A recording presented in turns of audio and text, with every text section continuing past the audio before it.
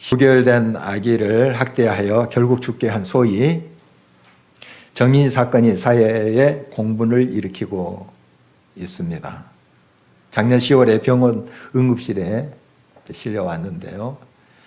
3번의 심정지 끝에 결국 숨을 거두고 말았습니다. 부검을 하니 췌장이 절단되고 소장과 대장 등 중요한 장기들이 다 훼손이 됐어요.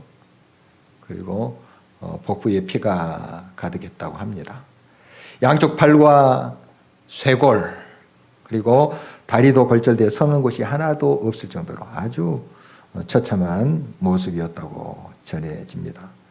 아이들은 보통 갈비뼈가 잘 부러지지 않는데요. 특히 이제 갓난 아이들 갈비뼈가 부러지지 않는데 넘어져도 갈비뼈가 부러졌다는 것은 명백한 아동학대다 하는 의사의 설명입니다. 이런 잔인한 일이 정인이를 입양한 양모에 의해서 일어났고 양부는 그것을 방임했습니다. 더욱 기가 막힌 것은 이들 부부는 크리스찬 대학교 출신이고 또 양과 부친은 다 목사입니다. 거기다가 양모의 모친 즉 정인이의 양의 할머니는 남편이 목회하는 교회 부설 어린이를 돌보는 기관에서 원장을 맡고 있다고 합니다. 크리스찬으로서 사람의 온전한 기본적인 그런 행위를 하는 그것은 고사하고 세상 사람들보다 차마 그 세상들조차 할 수 없는 그런 악마 같은 일을 저질렀다는 사실에 우리는 경악하고 있습니다. 가뜩이나 교회에 대한 시선이 좋지 않는 이 시기에 이런 사건까지 터지니 우리 크리스찬들 설 자리가 더욱 좁아지고 있는 느낌입니다. 우리 크리스찬의 본래의 자리로 돌아가야 됩니다. 그 길이 비록 험하고 멀어도 우리는 되돌아가야 됩니다. 이 시간 예수님께서 우리에게 하시는 말씀에 귀를 기울이기를 원합니다. 그리고 그 말씀에 순종하는 저와 여러분 되기를 간절히 바랍니다. 악을 행하는 자에게 선한 것으로 돌려주라고 우리 주님은 말씀하십니다. 본문 27절, 28절입니다. 그러나 너희 듣는 자에게 내가 이르노니 너희 원수를 사랑하며 너희를 미워하는 자를 선대하며 너희를 저주하는 자를 위하여 축복하며 너희를 모욕하는 자를 위하여 기도하라. 예수님은 원수를 사랑하며 미워한 자를 선대하고 또 저주하는 자를 축복하라고 하십니다. 그리고 모욕하는 자를 위해서 기도하라. 이런 말씀 주고 있습니다.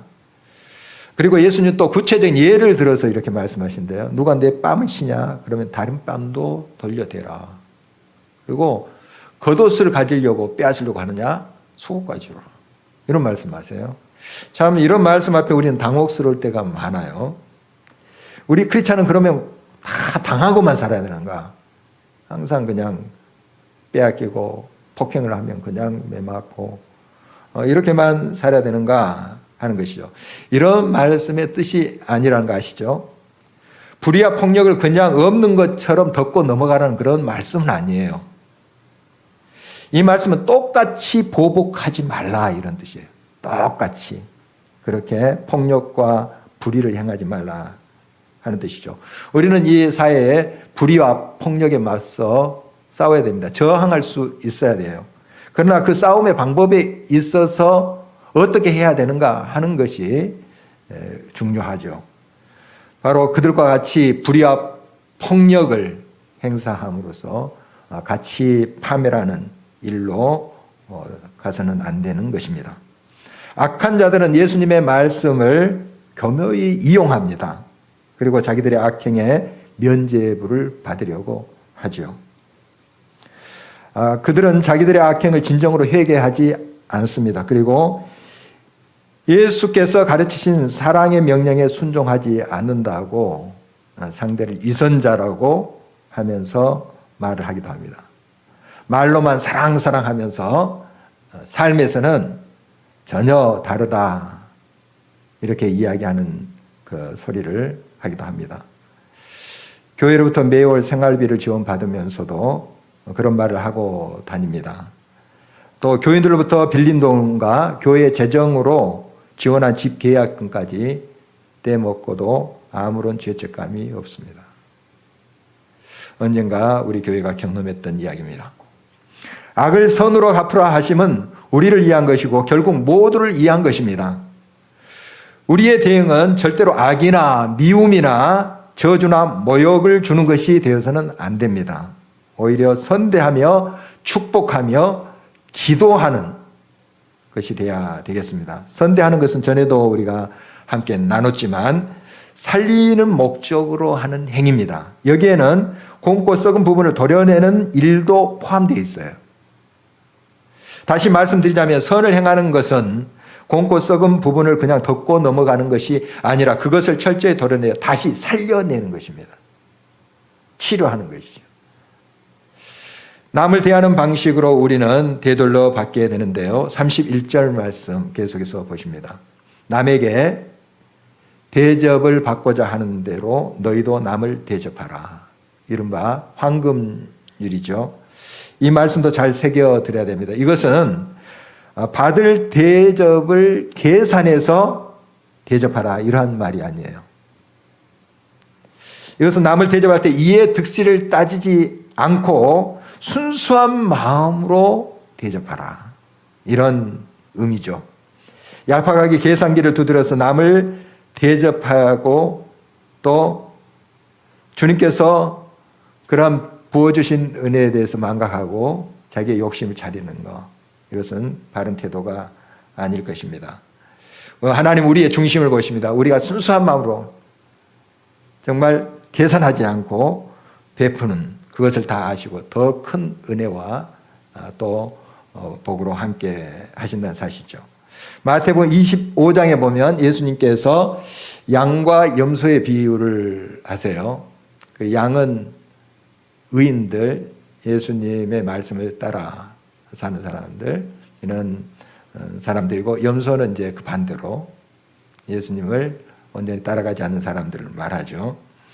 바로 이 양들이 하나님의 나라를 상속할 의인들이다. 이렇게 비유가 되고 있습니다. 임금으로 비유된 예수님은 그들에게 이렇게 말하죠.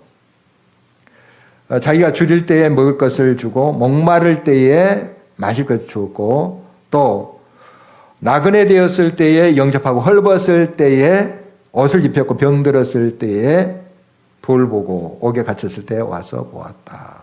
이런 말씀을 했어요. 이때 이제 그 양들로 비유된 그 의인들 이런 말을 해요.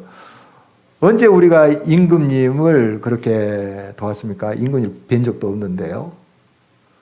우리가 그렇게 돕지 않았습니다. 했더니 그 임금이 이렇게 대답을 하죠. 내가 진실로 너에게 이르노니 너희가 여기 내 형제 중에 지극히 작은 자 하나에게 한 것이 곧 내게 한 것이니라. 양으로 비유된 의인들은 어떤 계산을 하지 않고 어려운 이웃을 그 계산을 하고서 어려운 이웃을 도운 것이 아니죠. 순수한 마음으로 그들은 도왔습니다. 물론 예수님 이 임금이 딱 변장하고 왔다 하는 것을 알았어도 잘 대접했겠죠. 그런 사람들. 그렇지만 지금 그 임금이 헐벗은 모습으로 왔다 하는 것을 알아차지 못해도 그렇게 순수한 마음으로 그들을 도왔다는 거죠. 바로 이러한 것이 진정한 대접이다 하는 것입니다. 지극히 작은 자 하나라도 무시하기 쉬운 그 사람이라도 이런 사랑을 가지고 대접하는 것. 바로 이들을 위해서 천국을 우리 주님께서 선물로 마련해 주신 것입니다. 주의 사람들은 죄인들의 수준과 달리 살아야 합니다. 32절 계속해서 보십니다. 너희가 만일 너희를 사랑하는 자만을 사랑하면 칭찬받을 것이 무엇이냐? 죄인들도 사랑하는 자를 사랑하느니라. 여기에서 죄인은 의인과 반대되는 개념으로 하나님을 진정 믿지 않는 사람들을 가리킵니다. 이들은 자기를 사랑하는 자만을 사랑하고 자기에게 선대하는 자만 선대하죠. 그리고 받기를 바라고 사람들에게 구워줍니다. 이 말은 자기에게 되돌아올 것 같지 않으면 주지 않습니다. 또 자기에게 유익을 줄 것 같은 사람이건 베풀죠. 이렇듯 세속적인 가치관을 가지고 있는 사람은 매우 계산적입니다. 더 심한 경우는 자기의 이익을 위해서 다른 사람 것까지 빼앗습니다. 그들은 남을 돕는 척 하기도 합니다. 그러나 결국 남을 이용해서 자기의 사리사욕을 챙기죠. 하나님의 사람들은 이런 사람들과 구별돼야 됩니다. 그러함에도 불구하고 이들보다 못한 크리스찬들이 있습니다. 이들과 같아도 욕을 먹는데 하물며 이들보다 못하면 더욱 큰 비난과 욕을 먹게 되지 않겠습니까? 하나님의 영광은 가려지게 될 것입니다. 하나님의 자녀인 우리는 아버지이신 하나님을 닮아가야 합니다. 오늘 본문에 보면 하나님께서는 자비하시다 이런 말씀을 주고 계십니다. 36절을 보십니다. 너희 아버지의 자비로우신 같이 너희도 자비로운 자가 되라. 톨스토이의 단편에 두 노인이라는 작품이 있습니다. 옛 제정 러시아 때가 이제 배경인데요. 한 마을에 에핌과 엘리사이라는 두 노인이 있었어요. 이 에핌은 참 성실한 사람이에요. 열심히 또 일도 하고 농부 부자입니다. 성실한 대가로 또 부도 이렇게 많이 축적한 그런 사람이고 마을 이장을 2번까지 했는데 아주 훌륭하게 잘 감당했어요. 또 사람들도 존경하고 이런 사람이 에핌. 두 사람이 이름이 나오는데 좀 헷갈리지 않게 에핌이라는 사람 부자다. 굉장히 또 사람으로부터 존경받는 사람이다. 이 에핌 있고 엘리사이는 그렇게 가난하지도 않았어요. 그러나 부자도 아니죠. 아주 이제 보통 그런 분들처럼 이렇게 살았던 사람인데 둘은 이제 친구였어요. 오랜 전부터 이제 둘이 예루살렘 순례를 하자 해서 약속을 했어요.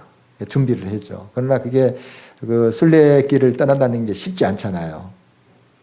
이렇게 마음 먹고 가야지 하면서도 막상 떠날래 하면 무슨 문제가 있고 여러 가지 일들이 생기게 되고 이런데 좀 시간이 이제 지나갔습니다. 한 70세가 됐어요. 그런데 이제 이 나이를 더 지나면 영영 못 갈 것 같다는 생각이 들었어요.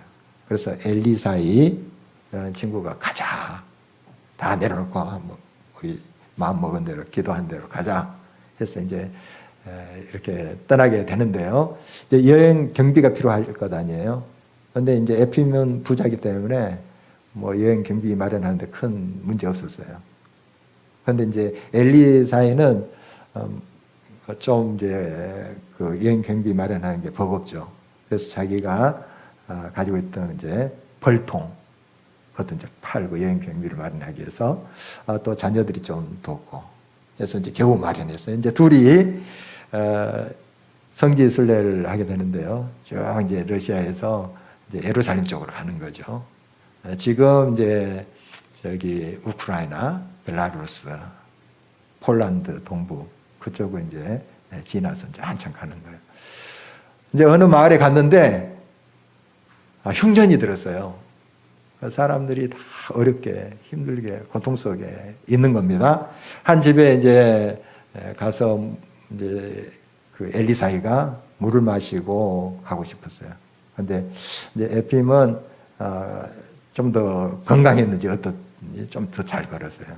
그래서 이 엘리사이가 그 에핌에게 먼저 가면 내가 물을 얻어 마시고 가겠다 했어요. 이제 엘리사이가 한 집에 들어갔더니 엉망이에요. 아이들은 영양실조에 굶주림이 있고요. 노파는 그냥 온 냄새를 풍기면서 그렇게 있는 거예요. 정말 전염병도 돌아서 못 먹고 못 마시고 그렇게 있는 거예요. 너무 불쌍하잖아요. 그래서 엘리사이가 자기 배낭에서 빵을 꺼내서 이제 주었어요. 아이는 그것을 이제 빼앗다시피 막 우걱우걱 먹는 거예요. 얼마나 배가 고팠으면 그랬을까요? 이제 거기서 물을 얻어 마시고 떠날라 하니 발걸음이 떨어지지 않는 거예요. 조금 돕고 가야 되겠다. 이 사람들 그냥 놔두면 이제 며칠 후에 죽을 것 같거든요. 그래서 이제 장작도 패서 이제 불도 데펴주고 이런 물도 길어다 이제 방까지 갖다 주고 또 자기가 가지고 있던 그 음식도 다 내놓고 그리고 이제 여행 경비로 가지고 온 그 도 가지고 빵을 사놓고 그렇게 했어요. 가려니 또 발걸음이 안 떨어지는 거예요. 이거 며칠 갈 건가 이거. 며칠 후에 일이 딱 계산이 나오잖아요. 그래서 이분들이 좀 기력을 찾을 때까지 좀 더 돕고 가자 이런 생각을 한 거예요. 그래서 그동안 이제 먹을 거 사기 위해서 그 집 사람들이 다 농기구 같은 거 팔았어요. 아무것도 없어요. 농기구 사서 조그만 밭대기라도 이렇게 일구게 하기 위해서 그렇게 한 거예요. 좀 이제 지체하다 보니까 여행 경비가 거기서 떨어진 거예요. 떨어져서 할 수 없이 집으로 돌아옵니다. 이 엘리사이라는 사람이. 에피면 이제 친구를 기다렸죠. 안 오는 거예요. 혹시 지나쳤나? 그럴 수도 있잖아요. 그래서 막 친구를 이제 가면서 이렇게 찾으려고 했습니다. 이제 숙소나 뭐 이런 데 또 있지 않나. 또 배를 타고 갈 때 배 안에 있지 않나. 막 그러면서 찾았는데 만나지 못해서 결국 이제 예루살렘까지 혼자 가게 됐죠. 거기서 이제 순례를 하고 또 뭐 새 옷을 챙겨가면 거기다가 막 도장도 찍어주고 그런가 봐요. 이제 완주했다. 순례길 왔다. 그러면은 그걸 잘 간직했다가 자기 장례식 때 쓰곤 그렇게 했대요. 어쨌든 성공적으로 순례를 했죠. 하고 이제 돌아오는 길에 아까 엘리사이가 잠시 머물렀던 그 집을 들어가게 된 거예요. 했더니 그 집 사람들이 기력을 되찾고 생기가 돌고 있었어요. 그리고 이제 조그만 일도 하고 하면서 그 엘리사의 이야기를 이 에핌에게 한 거예요. 그분 때문에 우리가 이렇게 살아났습니다. 이런 이야기를 한 거예요. 이제 에핌이 마을로 돌아왔어요. 돌아와서 친구를 만났을 거 아니에요. 친구의 얼굴. 그 엘리사는 중도에 이제 포기하고 돌아온 거죠. 어쩔 수 없이. 그런데 굉장히 행복해 보였어요. 그 작품의 이제 제일 마지막 부분, 이 에핌이라는 그 순례를 잘 마치고 돌아온 에핌의 덕백이 이렇게 실려져 있습니다. 모든 일은 제각기 이 세상에서 죽는 그날까지 자기 의무를 사랑과 선행으로 다하지 않으면 안 된다. 그것이 하나님의 분부이시다. 제가 좀 이렇게 해석이 됐습니다. 이 에핌이라는 사람은 성실하게 또 살아왔고 또 순례길도 아주 정식대로 잘 한 사람 아닙니까? 그리고 참 나름대로 은혜를 받았을 거예요. 그래서 이제 돌아왔어요. 그런데 이제 엘리사에는 중도에 이제 포기하고 온 사람이죠. 근데 그 에핌의 마음에 내 친구 엘리사이가 진짜 성지순례를 한 게 아닌가. 그 순례길을 걸어온 사람이 아닌가 하는 것으로 좀 해석이 되더라고요. 우리 인생은 순례길이에요. 물론 완주해야 되죠. 성실하게 완주해야 되는데 이 순례 과정에서 우리가 어떻게 살아야 하는가 하는 거예요. 완주만 한다고 하는 것이 우리의 궁극적인 목적은 아니잖아요. 물론 완주하면서 어떻게 또 사랑과 선행으로 살아가면 얼마나 훌륭하겠습니까? 그러나 정말 이 인생의 길에서 우리가 날마다 하루하루 살아갈 때 사랑으로 살아가는가 하는 거예요. 그러다 중도에 우리의 인생이 끝날 수도 있잖아요. 돌아올 수 있잖아요. 그러나 그것이 얼마나 값어치가 있는 삶인지, 훌륭한 삶인지 하는 것입니다. 또한 우리 주님의 사람들은 다른 사람을 정죄하지 않고 용서해야 된다고 계속 말씀하고 계십니다. 누가복음 15장에 보면은 그 예수님의 비유 중에 그 탕자의 비유 나오죠. 유명합니다. 우리 잘 알고 있는 건데 이 탕자가 이제 타국에 가서 이제 허랑방탕하게 살다가 뉘우치잖아요. 뉘우치고 이제 아버지 집에 내가 돌아가리라 하면서 이런 마음을 품어요. 이제 아버지의 아들이라 하지 말고 품꾼의 하나로 써주십시오. 이렇게 하리라. 그렇게 갔어요. 이것은 진심이에요. 설마 내가 아버지 앞에 가서 이제 아버지 아들이 아니라 품꾼의 하나로 써주시라 하면 아버지가 나를 품꾼으로 그렇게 쓰시진 않겠지. 이런 계산을 한 게 아니에요. 진짜 품꾼으로 살 작정을 한 거예요. 너무 아버지께 부끄럽고. 이게 진정한 혁이죠. 어떤 계산한 거 아니에요. 그렇게 갖고 아버지는 사실 이미 용서를 했어요. 용서를 하고 있는 거예요. 그러나 기다리고 있었던 거예요. 이미 용서를 했지만 기다리고 있었어요. 아버지가 사람들을 불러서 그 아들을 찾아오게 할 수 있었어요. 그러나 섣부른 용서로 그 아들의 진정한 회개를 박탈할 수 있다는 거. 그걸 알았던 거죠. 그러니까 이미 용서했지만 진정한 회개를 위해서 기다리며 그 아들을 향해서 마음을 품고 있었던 것이죠. 주의 사람은 받는 것보다 주는 것을 더 기뻐합니다. 38절을 우리 함께 읽어보도록 하겠습니다. 주라, 그리하면 너희에게 줄 것이니 혹 후회되어 누르고 흔들어 넘치도록 하여 너희에게 안겨주리라.